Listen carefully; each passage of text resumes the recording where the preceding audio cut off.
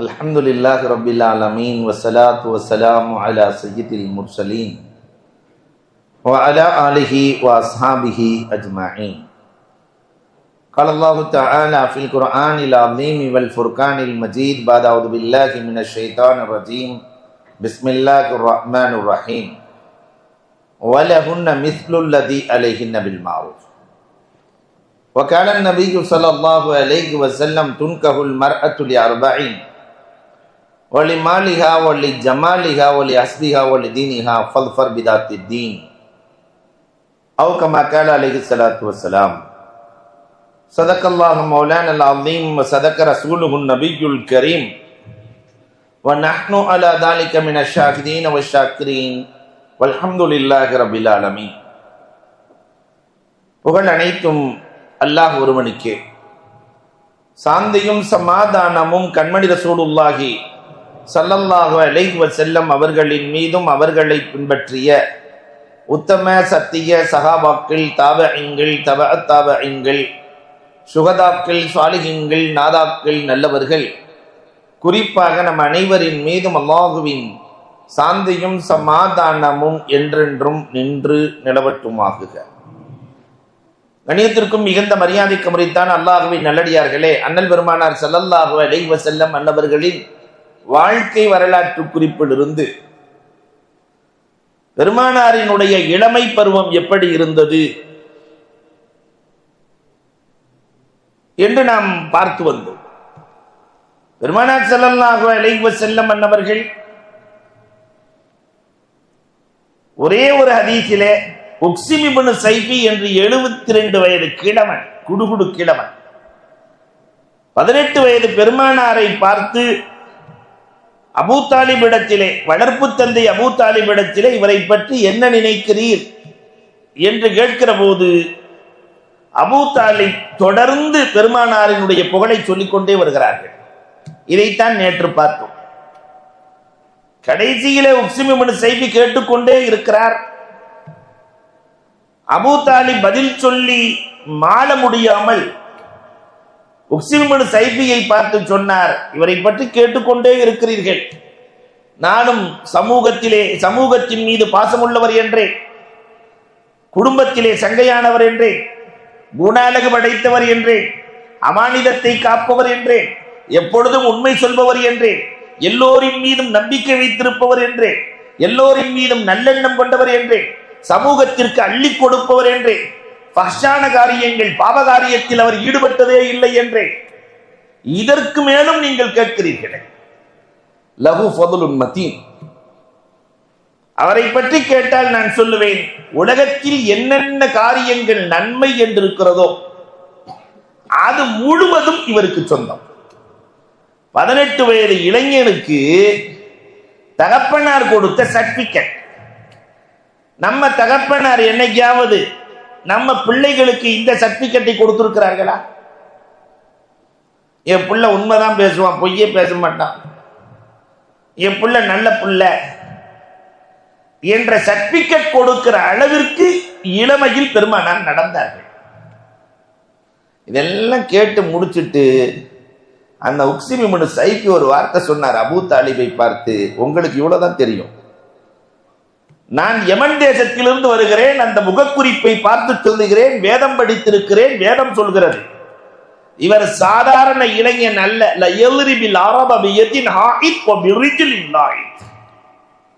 இந்த இளைஞன் யார் தெரியுமா? அபூ தாலிப். ஒரு காலம் வரும், உலகம் முழுவதும் இந்த இளைஞனின் காலடியில் இருக்கும். உலகம் முழுவதும் 18 வயதில் பெருமானாரை குறித்து அவர் பார்த்த பார்வை, இந்த இளைஞன் எப்படி வருவான் என்ற அந்த பார்வை இருக்கிறது அல்லவா, இதுதான் பெருமானார் ஸல்லல்லாஹு அலைஹி வஸல்லம் அவர்கள் சம்பாதித்தது. இந்த நாயகம் 20 வயதிலே ஹலஃபுல் ஃபுதூல் என்ற இயக்கத்தில் சேருகிறார்கள்.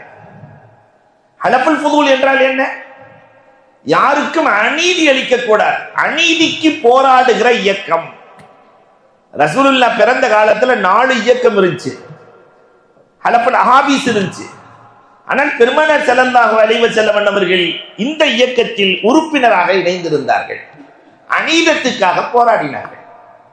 ஹர்புல் ஃபுஜ்ஜார் பெருமானார் 21 வயதிலே அரபு தேசத்தை மக்காவை நோக்கி வருகிற படையெடுப்பில் கலந்து கொண்டு, சிறிய படையெடுப்பில் கலந்து கொண்டு மக்காவை பாதுகாத்தார்கள். இதற்கு பிறகு பெருமானார் 22 வயதிலே ஷாமுக்கு சம்பாதிக்க செல்கிறார். பொதுவாகவே அரபுகளுக்கு ஒரு பழக்கம் இருக்கும், கூட்டு வணிகம். கோடை காலத்திலே ஷாமுக்கு செல்வார்கள், குளிர்காலத்திலே யமனுக்கு செல்வார்கள். ஊரில் இருக்கிற எல்லோருடைய பணத்தையும் திரட்டி மொத்த வியாபாரம், வருகிற லாபத்தில் கொடுத்த அளவிற்கு பிரித்துக் கொள்வார்கள். ஆனா இன்னைக்கு அப்படி வியாபாரம் செய்யறதுக்கு யாரையும் நம்பி கொடுக்குற மாதிரி இல்லை. கொடுத்த மொத்தமா அடிச்சுட்டு போயிடுறாங்க, அல்லது பேப்பர்ல மட்டும் கணக்கு இருக்கு, கைக்கு வர்றதே இல்லை. இது சமூகத்தினுடைய சூழல். அன்பிற்குரியவர்களை எண்ணி பார்க்கிறோம். பூமான் நபிகள் கோமான் ஸல்லல்லாஹு அலைஹி வஸல்லம் சிரியாவுக்கு 22 வயதிலே மைசராவோடு, யார் அந்த மைசரா? ஹதீஜா ரலியல்லாஹு தஆலாவினுடைய அடிமை மைசரா. பெருமானார் வணிகம் செய்கிறார்கள்.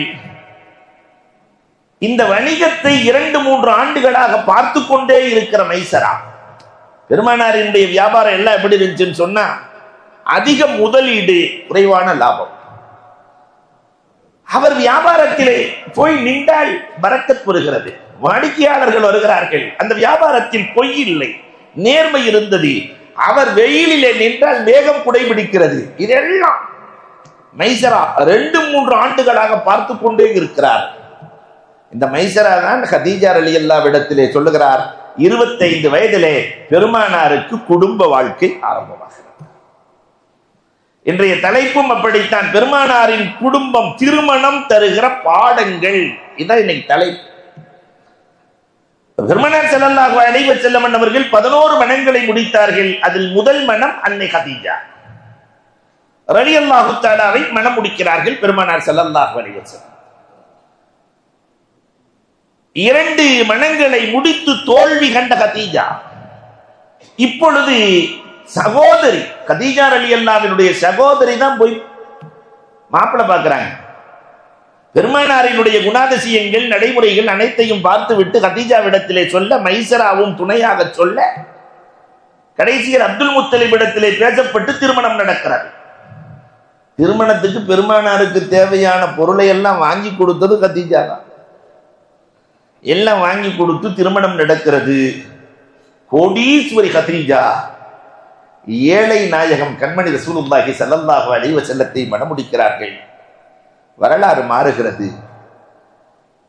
உலகம் அழிகிற வரை பெருமானார் ஒரு ஹதீஸ் சொன்னார்கள், கமுலமினர் ரிஜாலி கஸீர், ஆண்கள்ல பரிபூரணத்துவத்தை பெற்றவர்கள் நிறைய பேர்கள் இருக்கிறார்கள், ஆனால் பெண்களில் 4 பேர் தான்.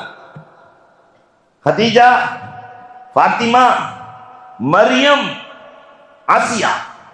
இந்த 4 பேர் தான் காமிலானவர்கள், பரிபூரணமானவர்கள் என்று பெருமானார் ஸல்லல்லாஹு அலைஹி வஸல்லம் சொல்லுகிறார்கள். அது அன்னை ஹதீஜா ரலியல்லாஹு தஆலா. அவங்க தர்ற முதல் பாடம் என்ன தெரியுமா? இன்னைக்கு உலகத்துல அந்த பாடம் மட்டும் இருந்துச்சுன்னா எந்த குடும்பமும் தோற்காது. களைத்து வருகிற கணவனுக்கு ஆறுதல் சொல்லுகிற மனைவி. வீட்டுக்குள்ள நுழையும் போதே மனைவி கணவனுக்கு ஆறுதலாக இருந்தால் அந்த இல்லம் சிறப்பாக இருக்கும். இன்னைக்கு எல்லாம் படிச்சுட்டு வரும்போது எப்படி வர்றாங்கன்னு சொன்னா 50-50.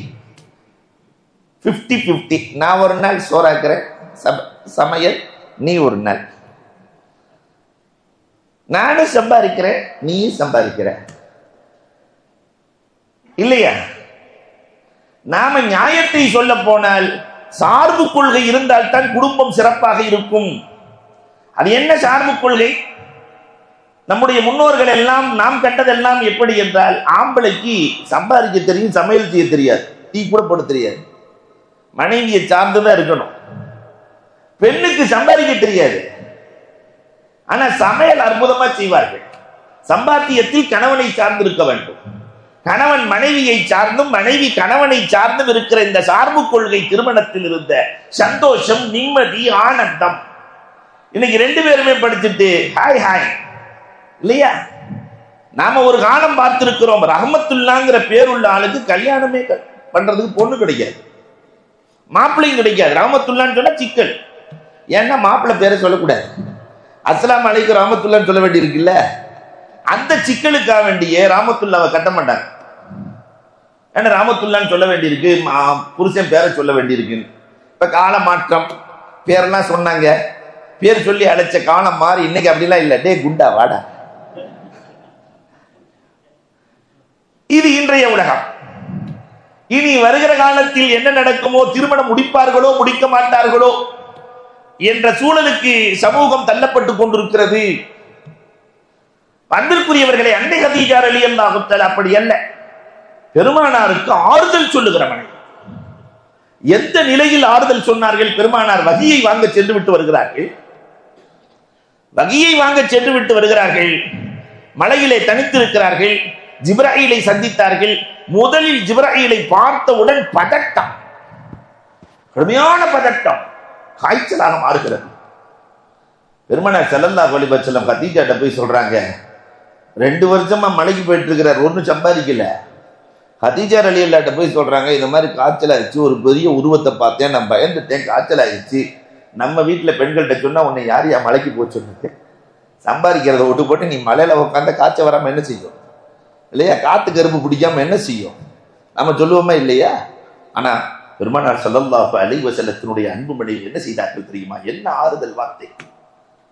இந்த மனைவி சொன்ன ஆறுதல், கல்லா, நீங்கள் கவலைப்படாதீர்கள். ஏன் தெரியுமா? உங்களை மனமுடித்து நான் பார்த்த அனுபவம். 15 வருஷமா அவங்க கூட நான் வாழ்ந்துட்டு இருக்கிறேன். 40 வயசுல வகி வருது, 15 வருஷமா அவங்க கூட நான் வாழ்ந்துட்டு இருக்கிறேன். ஆனால் இதுவரை எப்படி நீங்கள் நடந்தீர்கள் தெரியுமா? தக்ஸீல் மஅதும்.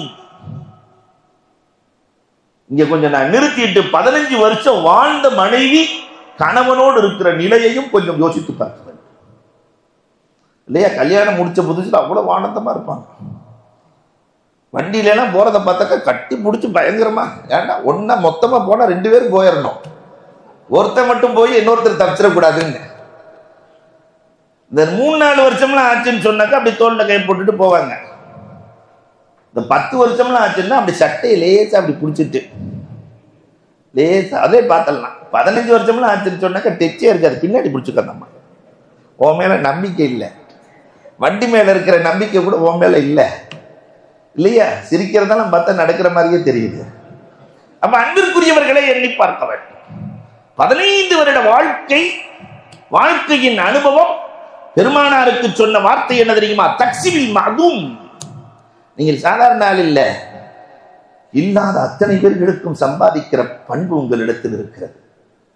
தஹ்மிலுல் கல், எல்லோருடைய கஷ்டத்தையும் நீங்கள் சுமக்கிறீர்கள். உங்களுக்கு என்ன கஷ்டம் வரப்போகிறது? வ தஸிலுர் ரஹம், உறவுகளின் மீது நீங்கள் ஒன்றிருக்கிற பற்று, அவர்களுக்கு நீங்கள் செய்கிற உபகாரம் உங்களை ஒரு காலத்திலும் கைவிட. துக்ரில் லைஃப், விருந்தாளிகளுக்கு நீங்கள் விருந்தோம்பல் செய்கிறீர்கள்.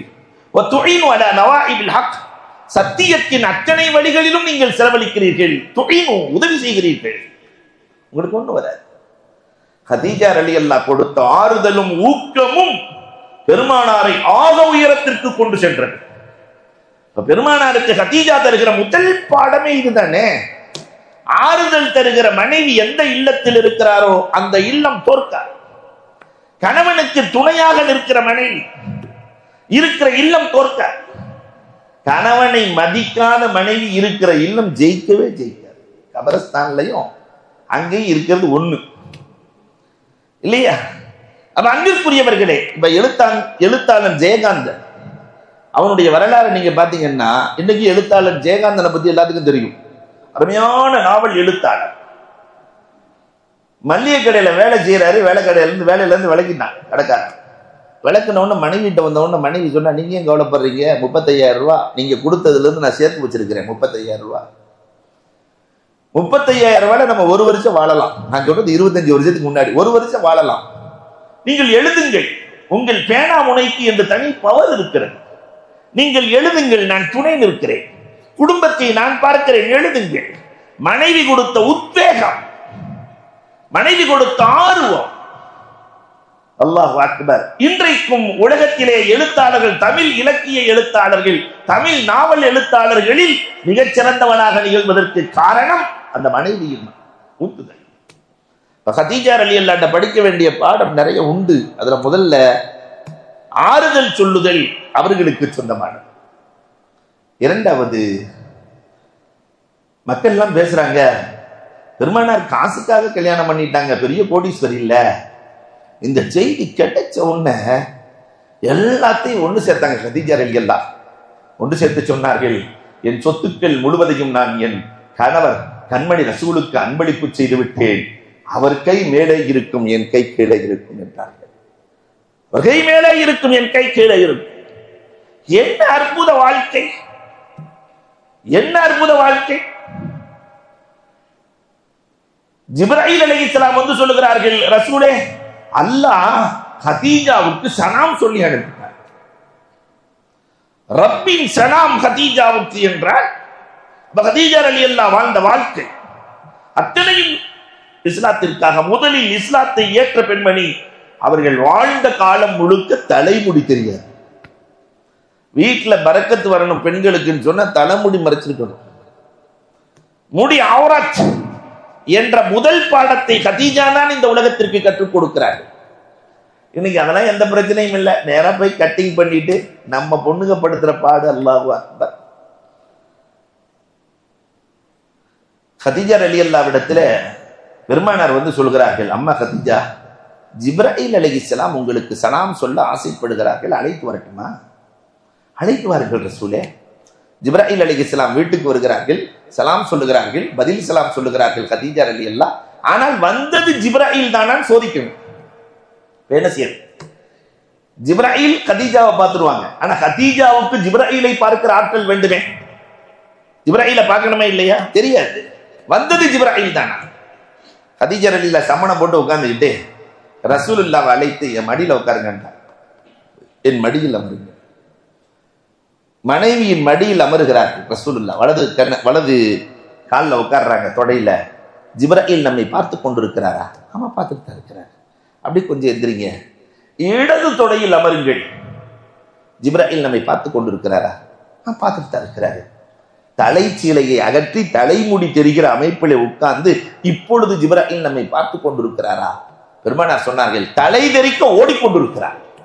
கதீஜா சொன்னாங்க, முந்திய வேதத்தில் படித்திருக்கிறேன், வேதக்காரர்களிடத்திலே கேட்டிருக்கிறேன், எந்த வீட்டில் பெண் முடியை மறைத்திருக்கிறாளோ அந்த வீட்டில் மலக்குகள் தங்குகிறார்கள். எந்த வீட்டில் பெண் முடியை மறைக்கவில்லையோ அந்த வீட்டில் காசான மலக்குகள் வருவதில்லை. இன்னைக்கு கேரள மக்கள் எப்பொழுதுமே முடியை மறைக்கிற வழக்கம் கொண்டவர்களாக இருக்கிறார்கள். பரக்கத் கொட்டுது. இங்க நம்ம இதுல அல்லாஹு அக்பர் லைசன்ஸ் என்று நினைத்துக் கொண்டார்கள் புர்காவை. புர்கா போட்ட எங்க வேணாலும் போலாம். ஸ்ரீதேவியில போய் நல்ல நோன்பு திறக்கலாம், எங்க வேணாலும் போலாம். மக்கள் நினைத்துக் கொண்டார்கள் அது என்ன புர்கா லைசன்ஸா? அன்பிற்குரியவர்களே, அந்த புர்காவை போட்டுவிட்டு பின்னால் முடியை தூக்கி போட்டுவது அறவே கூடாது, ஹராம். இந்த பாடத்தை முதலில் சமூகத்திற்கு சொல்லிக் கொடுத்தவர்கள் அன்னை கதீஜா. பெருமானார் ஸல்லல்லாஹு அலைஹி வஸல்லத்தோடு வாழ்கிறார்கள். அல்லாஹு அக்பர். 3 ஆண் குழந்தைகள், 4 பெண் குழந்தைக்கு தாயாக இருந்து அன்னை கதீஜா ரலியல்லாஹு தஆலா, கோடீஸ்வரி கதீஜா, இந்த இஸ்லாத்தின் வளர்ச்சிக்காக செலவழித்து செலவழித்து செலவழித்து ஒன்றுமில்லாமல் காய்ச்சல், கடும் காய்ச்சல், போர்த்தி கொள்ள கோடீஸ்வரி கதீஜாவுக்கு போர்த்த போர்வை இல்லை. இந்த நிலையிலும் கொஞ்சம் நம்ம யோசிச்சு பார்க்கணும். ரசூலை ஒரு நாள் பேசியிருப்பாங்களா? நம்ம அம்மா 1 பவுன் கொடுத்துருச்சுன்னு சொன்னா அது பேச்சுற பேச்சு. சொத்தையே கொடுத்துட்ட மாதிரி, நான் ஒன்றை தானே கொடுத்தேன், அத்தனையும் நாசம் பண்ணிட்டு வந்துட்டியே, நடுத்தருவில் நிக்க வச்சுட்டியே, என்னை இப்படி ஆக்கிட்டியே அப்படி ஆக்கிட்டியே என்று சொல்லுகிற இந்த உலகத்தில் அத்தனையும் இழந்த அன்னை கதீஜா ரலியல்லாஹு தஆலா போர்த்தி கொள்ள போர்வை இல்லை. பாத்திமாவை அழைத்து, சின்ன புள்ள பாத்திமா, அம்மா பாத்திமா போயாரு, கடுமையா காய்ச்சலா இருக்கு, ரசூலுல்லாஹ் பள்ளியில இருக்கிறாங்க, போர்த்தி கொள்ள துண்டை வாங்கிப்பா. பெருமானார்ட்ட சொன்ன உடனே பெருமானார் கண்களில் கண்ணி துண்டை எடுத்து கொடுக்கிறார். பெருமானாரின் துண்டை போர்த்தினாலும் காய்ச்சல், கடும் காய்ச்சல். அப்ப கதீஜா கேட்டு அனுப்புனாங்களா, அம்மா பாத்திமா நான் மௌத்தாயிட்டா, கபர்ல வைக்கும் போது ரசூல் தன்னுடைய தலப்பாகையை என்னுடைய கபர்ல வைப்பாங்களா? கபரின் வேதனை இல்லாமல் போகுமே, தலப்பாகையை வைப்பாங்களா? இந்த செய்தியை பாத்திமா ரலியல்லாஹு தஆலா போய் ரசூலிடத்திலே சொல்ல, ரசூல் தேம்பி தேம்பி அழுதார்களாம். சொல்லம்மா பாத்திமா, அம்மாவிடத்திலே சென்று சொல்லம்மா, என் தோளை கலட்டி கேட்டால், என் தோளை கலட்டி கேட்டால் என் கதீஜாவுக்கு தருவேன். என்ன வாழ்க்கை, அற்புதமான வாழ்க்கைக்கு சொந்தக்காரர்கள் அன்னை கதீஜா. குடும்ப வாழ்க்கை என்பது இப்படித்தான் இருக்க வேண்டும். அல்லாஹ் அக்பர். அல்லாஹ் ரப்பல் ஆலமீன் இந்த வாழ்க்கை வாழ நம் அனைவருக்கும் தௌஃபீக் செய்வாங்க. ஒருவரை ஒருவர் பிடித்த ஆனந்தமாய் வாழுகிற வாழ்க்கை. இரண்டாவதாக பெருமானார் ஸல்லல்லாஹு அலைஹி வஸல்லம் மணமுடித்தது சௌதா. சௌதா தருகிற பாடம் என்னவென்றால், இயற்கையிலேயே பொறுமையான மனைவி சௌதா ரலியல்லாஹு தஆலா. கதீஜா ரலியல்லாஹு வயசு ரொம்ப கூட, ஆனா பொறுமை. ஆயிஷா ரலியல்லாஹு தஆலாவை விட வயது அதிகம், ஆனால் பொறுமை. சௌதா ரலியல்லாஹு தஆலாவுக்கு பெருமானார் ஸல்லல்லாஹு அலைஹி வஸல்லம் சௌதா ரலியல்லாஹு தஆலாவை மணமுடிக்கிறார்கள். ஒரு நாள் ஆயிஷா ரலியல்லாஹு தஆலா ஹரீரா பாயாசம் காய்ச்சிறாங்க. பாயாசம் காய்ச்சி அது கொஞ்சம் கெட்டியாகவும் காய்ச்சிட்டாங்க. இது சௌதா ரலியல்லாஹு பிடிக்கல. ஆயிஷா ரலியல்லாஹு தஆலா சொன்னாங்களாம், பாயாசத்தை சாப்பிடுங்கன்னு சொன்னாங்க. உடனே இல்லம்மா நான் எனக்கு வேணாம் சௌதா. ரெண்டாவது தடவை ஆயிஷா ரலியல்லாஹு தஆலா எல்லாரும் சாப்பிட்றாங்கல்ல, நீங்க சாப்பிடுங்க.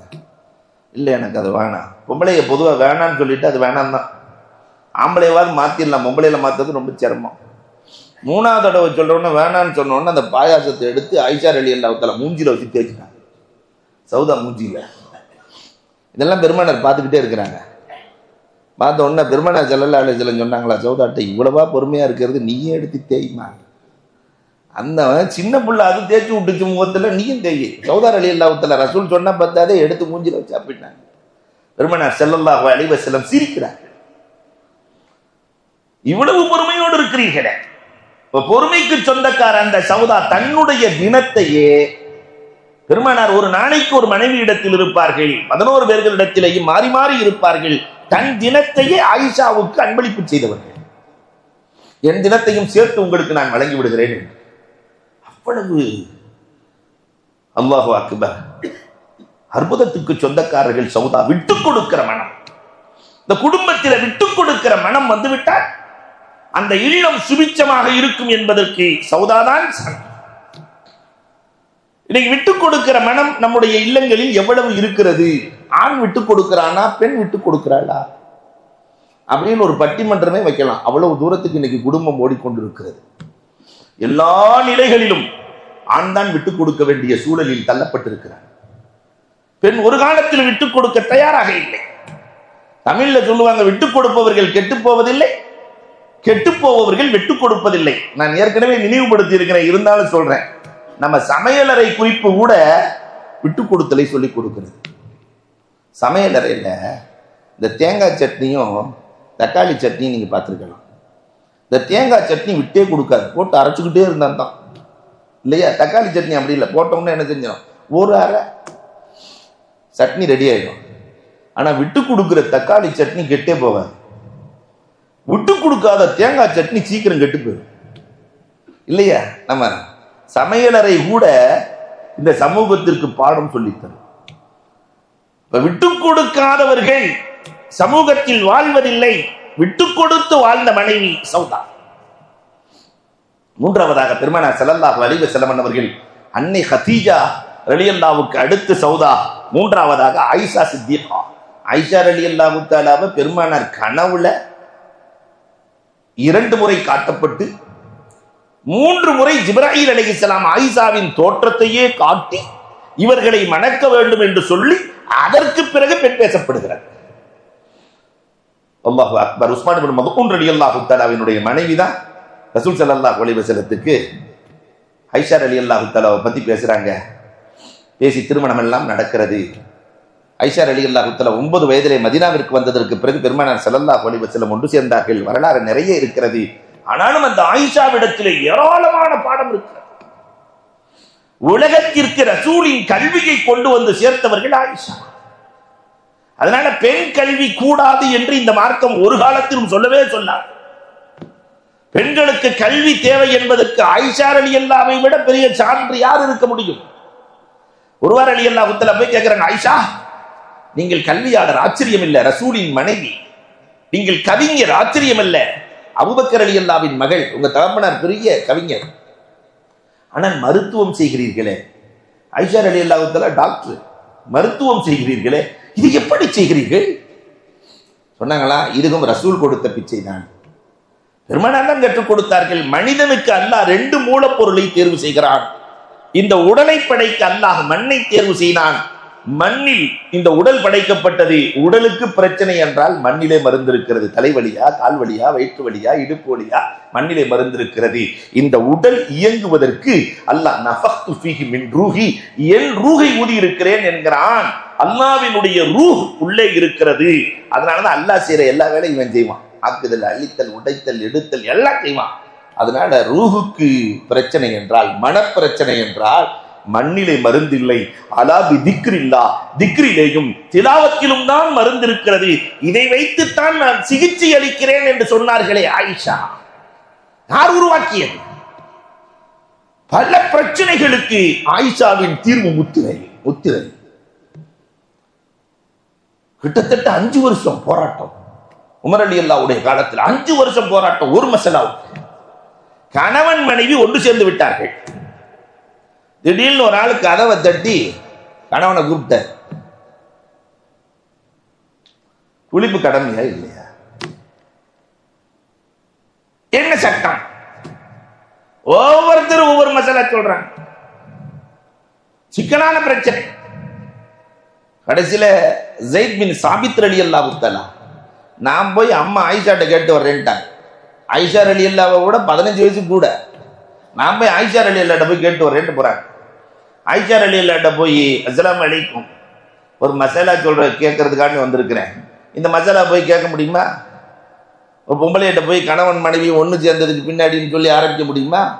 இல்லை, கேட்கலான்னு வந்தேன், ஆனால் கேட்க முடியாது, அதனால நான் போயிட்டு வர்றேன்னாங்க. அந்த அம்மாவுக்கு வந்ததே ரோசம். ஆயிஷாவுக்கு, நான் உங்கள் தாய், ரசூலின் மனைவி, உங்கள் தாய், தாயிடத்தில் பிள்ளை கேட்பதற்கு அனுமதி இல்லையா? என்ன வேண்டுமானாலும் கேளு.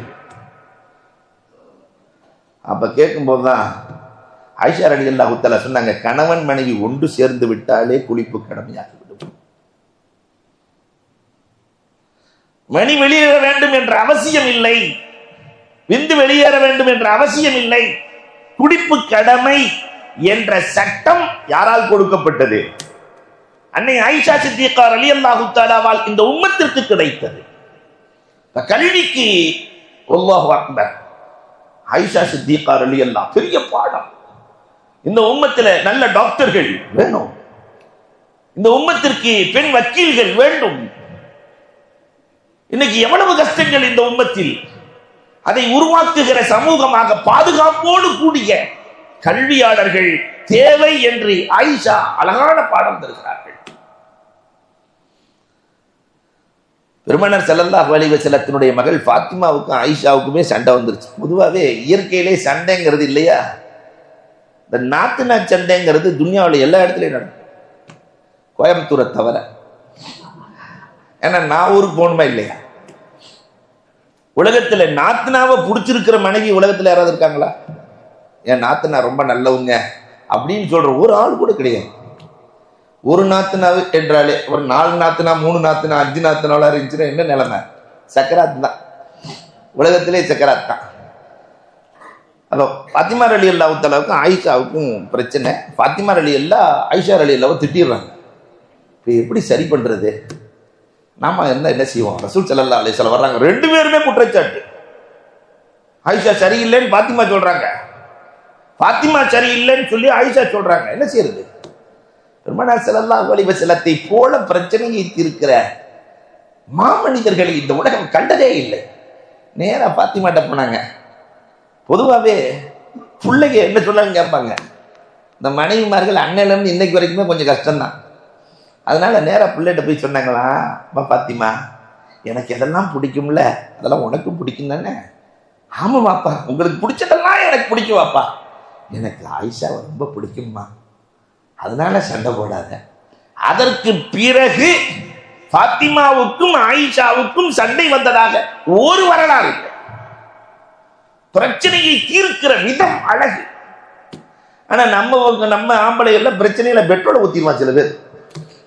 சண்டை வரும்போது பெட்ரோலையோ மண்ணெண்ணையோ ஊத்தி விட்டு இல்லையா பத்தி எரியும். ஆனா பெருமானார் ஸல்லல்லாஹு அலைஹி வஸல்லம் அவர்கள் அழகாக தீர்த்து வைக்கிற பண்பாடு.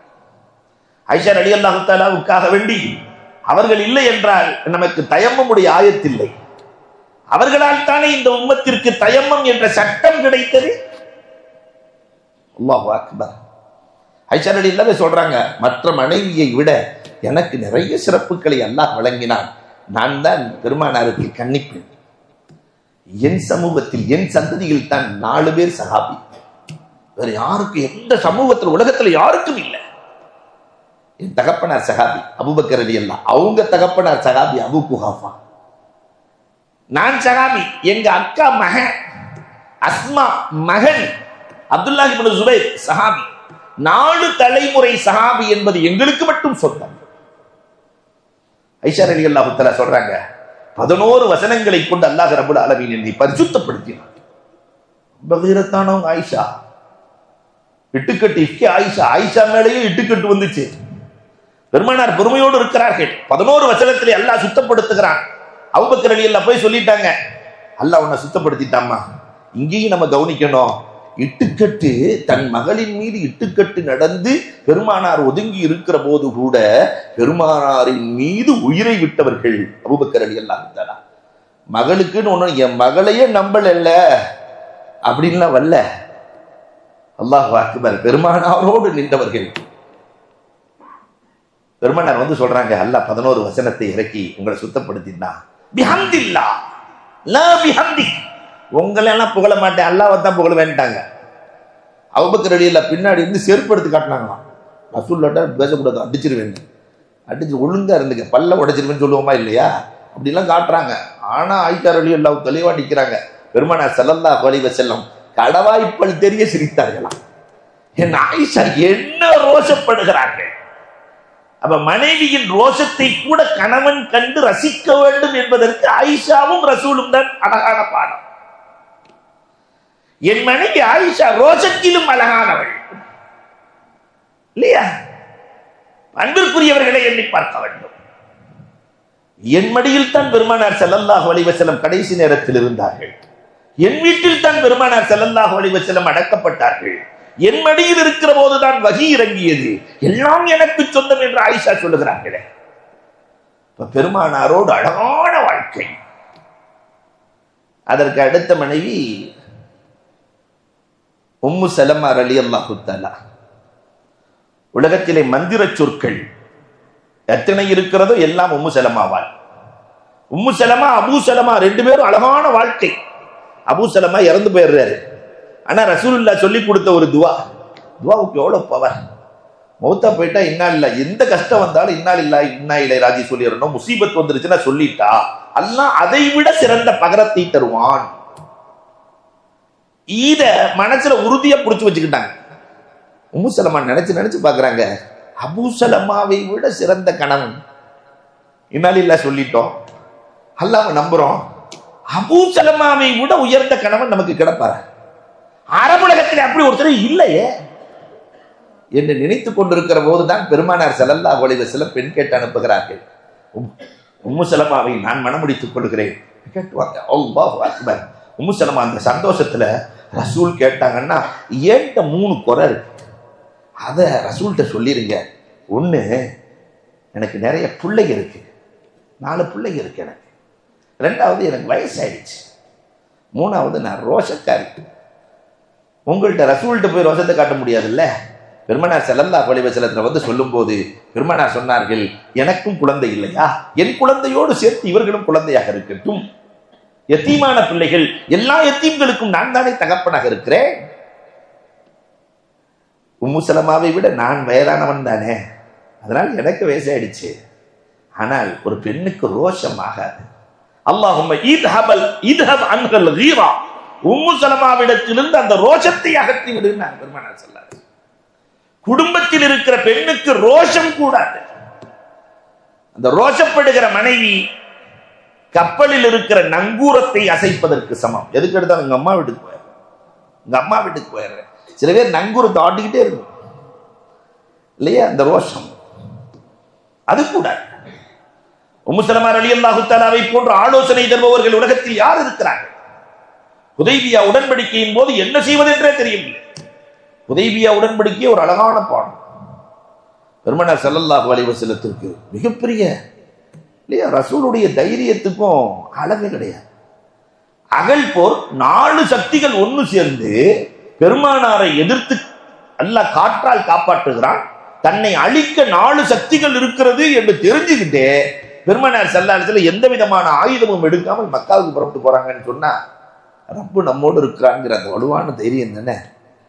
போனா அங்க உம்ரா செய்ய உடலை யாருமே. போன ஆளுகள்லாம் திரும்பி வர மாட்டேங்கிறாங்க. 5 பேர்த்த அனுப்புனாங்க. கடைசியில் உஸ்மான் ரலியல்லாஹு இறந்தே போயிட்டாங்கன்னு செய்தி வந்துருச்சு. என்னென்னவோ செஞ்சு கடைசியில சஹாபாக்கள் வந்துட்டோம், எஹ்ராமோட உம்ரா செஞ்சுட்டு தான் போகணும், ஒரு வழியே இல்லை. உமர் ரலியல்லாஹு ஒரு வார்த்தை சேர்த்து கேட்டாங்க. காலம் முழுக்க அழுதாங்க உமர் ரலியல்லாஹு. இங்க இருக்க குழப்பத்தையெல்லாம் பார்த்துட்டு நீங்க நபி தானேன்ட்டாங்க. நீங்க நபி தானே, ஏன் அவங்க சொன்னதெல்லாம் கேட்குறீங்க? முகமதுங்கிறத ரசூலுல்லாங்கிறத அலின்னா அழிக்கிறீங்க, எதை சொன்னாலும் சொல்றீங்க, அவர்கள் எதை சொன்னாலும் சரி என்கிறீர்களே, நபி தானே. சொல்லி முடிக்கல, அல்லாஹ் வசனத்தை இறக்கிட்டானே, இன்னா ஃபதஹ்னா லக ஃபதஹம் முபீனா. வெற்றி வருவதற்கு முன்னால் மிகப்பெரிய வெற்றியை அடைந்து விட்டீர்கள். உதைபியா வெற்றி. ஒரு பயத்தை போட்ட அல்லாஹ் ரப்பல் ஆலமீன் உள்ளத்துல யூதர்கள், நசாராக்கள், குறைஷிகளே ஒப்பந்தத்திற்கு வந்து விட்டார்களா? பயங்கரமான வலுவானவர்களே முகம்மதை பார்த்து பயந்து விட்டார்கள். எல்லாம் பயந்துட்டாங்க. மிகப்பெரிய வெற்றி என்று அல்லாஹ் ரப்பல் ஆலமீன் பேசுகிறான். கடைசியில உம்ராவை என்ன செய்யறது? உம்ராவை செய்ய முடியாது. எல்லா குழப்பத்தில் இருக்கும்போது முஸ்லிமா ரலியல்லாஹு தஆலா மொட்டை அடிச்சுட்டு கிளம்புங்க ரசூலே. நடக்கிறத பாருங்க. ரசூலுல்லாஹ் மொட்டை அடிச்சாங்க, எல்லாம் போய் அமைதியாக உட்காந்து மொட்டை அடிச்சுட்டு கிளம்பிட்டாங்க. அற்புதமாக ஆலோசனை கொடுத்த மனைவி உம்மு சலமா ரலியல்லாஹு தஆலா. கொண்ட அதிகமா இருக்கு. ரசூலுல்லாஹ்ட்ட போய் அழுகிறாங்க. குளிப்பு கடமையாயிருச்சுன்னு சொன்னாக்க நான் தலையை ஃபுல்லா தண்ணி ஊத்தி குடிச்சா தலைவலி வந்துருது, என்ன செய்யறது ரசூலே? அவர்களுக்காக வேண்டியே அல்லாஹ் சட்டத்தை மாற்றினான். நிறைய கொண்டை உள்ள பெண்கள் தலை முழுவதும் தண்ணீரை ஊத்த தேவையில்லை, அடிப்பகுதி நனைந்தால் போதும். கொண்டையை தூக்கி பிடிச்சிட்டு கீழ்ப்பகுதியில தண்ணியை ஊத்தி நனைச்சிட்டா குளிப்பு கூடிவிடும், பரலான நிலை கூடிவிடும். உம்மு சலமாவுக்காக வேண்டிய அல்லாஹ் ரப்பல் ஆலமீன் சட்டத்தை இயக்கினார்.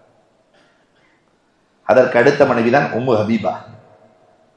அல்லாஹு அக்பர்.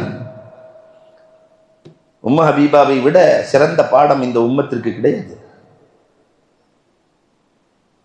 இன்றைய உலகத்தில் கணவனா தகப்பனா எந்த குடும்பம் ஜெயிக்கும்? கல்யாணத்துக்கு பின்னாடி என் தகப்பனை விட என் கணவன் மேல் என்று நினைக்கிற குடும்பம், நினைக்கிற மனைவி தோற்கவே மாட்டார். என் தகப்பனை விட என் கணவன் எனக்கு மேல் என்று நினைக்கிற மனைவி இருக்கிற குடும்பம் தோற்க. என்னுடைய கணவனை விட என் தகப்பன் தான், எங்க டேடி தான் எனக்கு முக்கியம்னா அந்த குடும்பம் வீணா போயிடுச்சுன்னு. இதற்கு அடையாளம் உம்மு ஹபீபா. உம்மு ஹபீபா சாதாரணமான பெண் அல்ல. உம்மு ஹபீபாவின் திருமணத்திற்கு நஜ்ஜாசி மன்னர் மகர் ரசூலுக்கு 4000 திர்ஹம் அனுப்பி வைத்தார். அந்த உம்மு ஹபீபா ரலியல்லாஹு தஆலா தகப்பனார் அபு சுஃபியான். அபு சுஃபியான் சாதாரண ஆள் இல்ல, குறைஷி குல தலைவர். ரசூலுல்லாஹ் உட்கார்ந்து இருக்கிற நாற்காலியில வந்து உட்கார்ந்தாரு. என் கணவர் அமருகிற நாற்காலியில் அமருகிற தகுதி இல்லை எந்திரிட்டாங்க. தகப்பனை விட கணவன் மேல் என்ற நிலை இன்னைக்கு அப்படி இல்லை. நான் இயற்கை அடிக்கடி சொல்றது ஒண்ணு, இந்த கீரனூர்ல இருந்து கூட இந்த ஒரு கிளிப் அனுப்பி வச்சாங்க, நீங்கள் எல்லாம் கேட்டு இருக்கலாம். இன்னைக்கு இந்த நிலைக்கு காரணம் யார் தெரியுமா? பெண்கள். ஆம்பளைங்க இயற்கையாகவே எல்லாருமே, எல்லா ஆண்களுமே 95-98% பிள்ளைகளிடத்திலே சொல்லித்தான் வளர்க்கிறோம். டே அம்மா மறந்துடக்கூடாதுடா, தாயிடா, பெத்தவடா, வாழ்க்கையில ஒரு நாள் அவளை கைவிட்டுறாதடா, அவ இல்லைன்னா நீ இல்லடா இப்படின்னு எல்லா ஆம்பளைகளுமே பிள்ளைகளுக்கு சொல்லுவாங்க. ஆனா எந்த பெண்ணாவது தன் பிள்ளைகளிடத்துல, டேய் உங்க வாப்பாவை அத்தாவை விட்டுறாதடா, நான் வயிற்றுல தான்டா சுமந்து பெற்றேன் உங்களை, ஆனா அவன் தகப்பனார் என்னையும் உன்னையும் தலையில சுமக்கிறாரா. ஒவ்வொரு கணவனும் இதைத்தான் செய்கிறான். திருமணத்திற்கு பிறகு ஒவ்வொரு கணவனும் திருமணத்திற்கு பிறகு இறக்கிற வரை மனைவியையும் பிள்ளைகளையும் தலையிலும் தோளிலும் சுமக்கிறார். எல்லா கணவன் தனக்குன்னு சம்பாதித்த கணவன் இல்லை. தனக்குன்னு யார் சம்பாதிக்கிறார்? எல்லாம் மனைவி மக்கள். மனைவி தனக்குன்னு இந்த ஆம்பளை சேர்க்கிறான்னா ஒன்னே ஒண்ணு சேர்ப்பான்.